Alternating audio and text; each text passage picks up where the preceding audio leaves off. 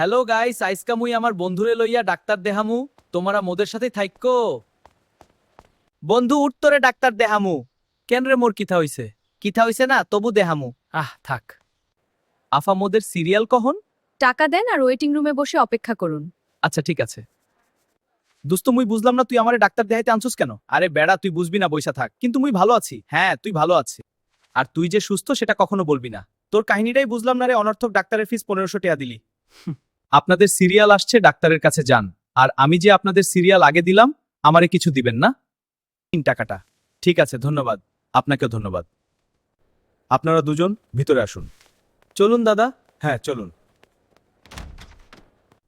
পরীক্ষাগুলো করিয়ে আনুন, আর সেটা আমাদের ল্যাব থেকেই করবেন। আচ্ছা ডাক্তার সাহেব। স্যার এতগুলা পরীক্ষা দিলেন, বুঝলাম না কি এমন হইল? ডাক্তার আমি না আপনি, যেটা বলছি করে আসেন। স্যার আরেকটা প্রশ্ন, আপনি না সরকারি ডাক্তার, তাইলে অফিস টাইম শেষ না করেই চেম্বারে বসে গেছেন? এটা একটা জরুরি কেস, বুঝলে? ও আচ্ছা, তাইলে গরিব লোকের রক্তে এভাবে শুশুন আপনার সাধারণ কেস? আরে আপনি তো ভারী ফাজিল, বের হন আমার রুম থেকে।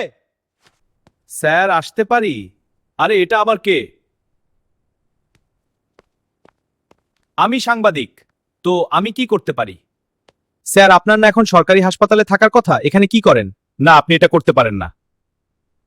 প্লিজ আপনি ভিডিও করবেন না, আমি এখন অসুস্থ।